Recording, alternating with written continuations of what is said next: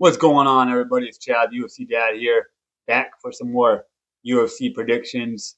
UFC Noche going down this weekend. Can't wait. Should be a good one. Got my guy, Gene Silva, going, har, har, har, ready to go box somebody's head off, baby. I can't wait, man. Should be a great fight. Diego Lopez always brings it, just coming off that loss to the champ. So, card should be good. Just want to say a quick shout out to the Charlie Kirk family. God bless you guys, whatever your political affiliation is. But sad to hear. Very sad to hear. So God bless him and his family. Okay, getting right into the fights here. Rodrigo Cessanado versus Daniel Doncheco. Doncheco and Rodrigo were castmates together on The Ultimate Fighter. I don't know if anybody else watches that show. I've been watching it since day one. It's one of my guilty pleasures. I watch every episode. So it's just who I am. I love it, man. I love it. But Rodrigo, MMA base, good finisher. He's 8-1, but nothing really special about him. He doesn't have really great KO power. Not the best black belt in the world. He's not great cardio. Just a really well-rounded fighter. Daniel Doncheco, on the other hand, very Thai-based. He does have, I think, one or two submission finishes, but very this Thai-based guy, young, aggressive. I like him a lot in this fight. I think he's going to bring the pressure early. He's going to try to get it done. I see a finish happening in this one. So first pick of UFC Noche 2025. We're going Daniel Doncheco. All right, moving on to the next one. Alessandro Costa versus Alden Cora. Cora is making his debut. Very low competition what he's faced so far. He does have, I believe, an 8-1 record. Um, yeah, he's well-rounded. Again, one of those new wave fighters where everybody just kind of does everything well. They can finish on the ground, can finish standing up. Kind of like the last guy, Rodrigo. Nothing special. He's not going to have any lightning quick hands. He doesn't have great, amazing spin kicks, nothing like that. So he's a very basic fighter, but gets it done. Uh, Diego Lopez's boy, Costa, very good jiu-jitsu, 2-2 in his last four. Very short for the weight division. He is 5'4". And you can see that in some fights it does affect him. Is it going to affect him here? I don't think so. He's a pretty heavy favorite, minus 400. I think he's going to just outclass this guy, to be honest with you. Nothing special. I don't think he's going to get a finish, but he should be able to get a third-round decision. So second pick of the night, we're going Costa. All right, everybody's favorite criminal, Sadiq Dumas, Mr. Dumbass himself, versus Zach Reese. Reese is 3-2 in the UFC. Very long guy, good at jiu-jitsu. We'll get a finish off his back. I've seen that already. And quick starter. Wants to get this. He's not getting paid by the hour, right? So he's trying to get in there and get out of there. Cedric Dumas, kind of similar. Long guy. He's been KO'd before, though, so that long frame sometimes could be a little susceptible to getting knocked out. Could have happened in this fight, I think, very much so. You can get knocked the fuck out in this fight. Zach Reese is a minus 275 favorite. I think for good reason. Hammer this one. Cedric Dumas got too much going on his head, showing everybody's bank account. I don't like when fighters are doing that stuff. So Zach Reese, I think, is going to take it. That's pick number 3. All right, here we go. Pick number 4. We're just rolling along here. All right. Jesus Aguilar versus Luis Guerrero. Jesus Aguilar, Dana White contender alum. I like him a lot. Heavy grappler, stays busy. Talk about somebody who's short for the division. He's really short for the 125 division, but seems to make it work for him. And most of his fights, he gets finishes. So he's a very strong guy. I know he might be, doesn't look it. Luis Guerrero, tough guy, wrestler. Got KO'd in his last fight. That was his UFC debut. He's coming in here as a minus 195 favorite, which is kind of bullshit, I think. It's disrespectful to Jesus Aguilar. Aguilar has experience. He's coming off better competition. He has finishes in the UFC. So pretty easy pick for me in this one. I'm going Jesus Aguilar, USA Noche 2025, man. I think it's the fourth year of doing this. So it's pretty cool.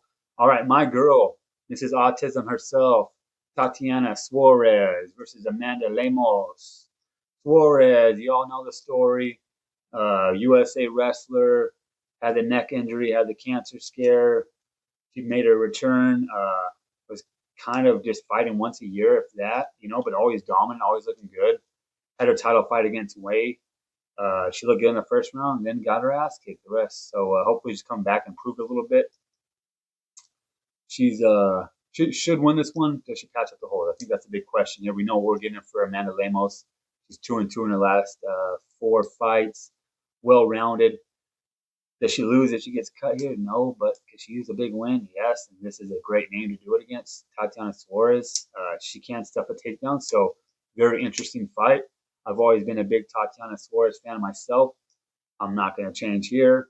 I think she's fucking dominant. I think everybody's going to kind of get scared away from her one loss, but I'm hammering her here. So she's a minus 125 at filming. Um, yeah, Tatiana Suarez. Tatiana. All right, here we go. We're going into the next one. Alexander Hernandez versus Diego Fiera. Alex Hernandez, my little mijo, my little boy. Look at him all growing up now in the UFC. He is 3-2 in his last 5. He is explosive. I'm sorry. He is 3-0. 3-0 in his last 3. Very explosive, good finisher. Where he does lack a little bit is, I would say, gas tank. When that explosion kind of goes and he's kind of a little bit more even keel with the guys as far as speed, hand speed, and kicks and explosiveness. But I always liked Alexander Hernandez. Another guy I always really liked. Talking about somebody who I like, second career resurgence, maybe just a few years ago, we were talking about possibly cracking the top 5, fighting for a title. That is Diego Fiera. He is 40 now, really good jiu-jitsu. He's a willing brawler at this age. It's kind of fun to see.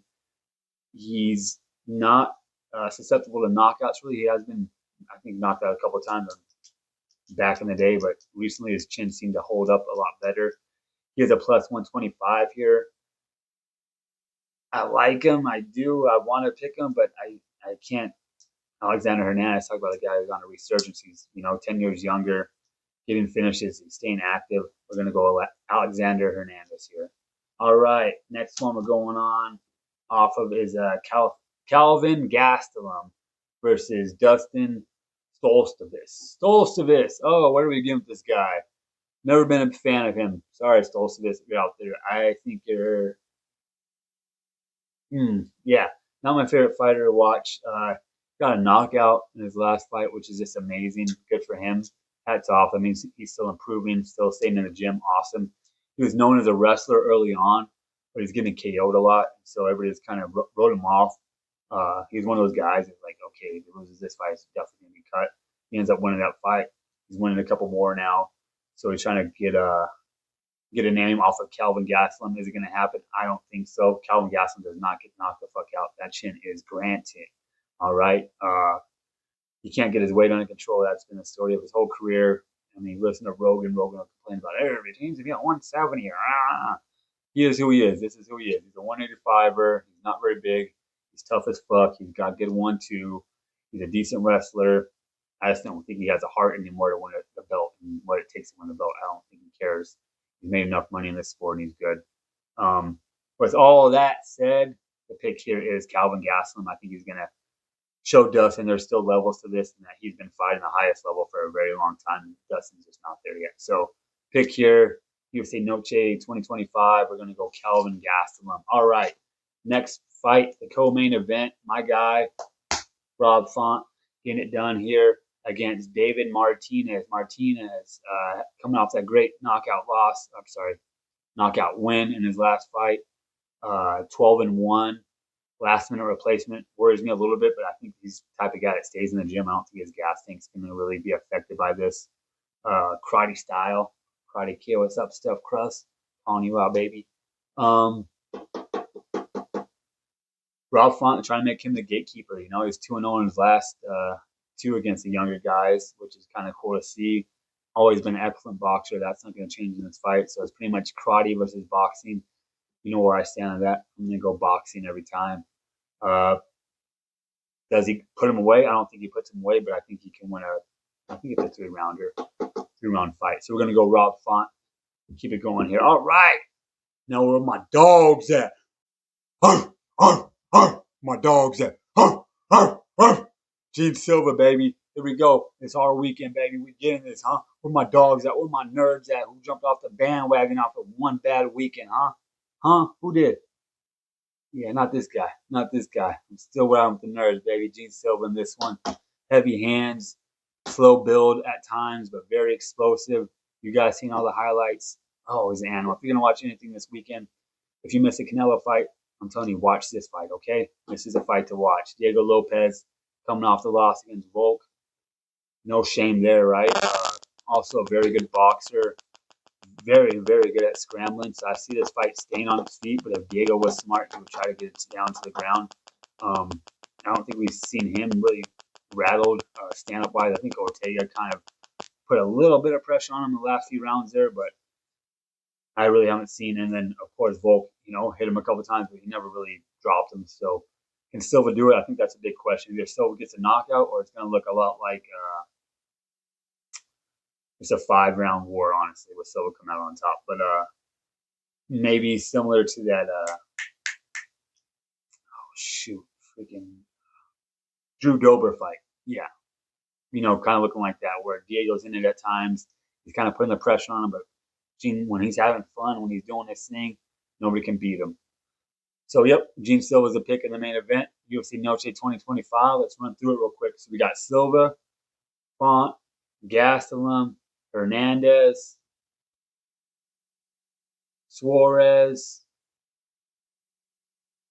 Aguilar, Reese, Costa, and Donchenko. Again, I'll have all the fights right there, the pit set. I think are going to be winners this weekend. Let my passion put money in your pocket, guys. Have a good weekend. God bless. R.I.P. Charlie Kirk.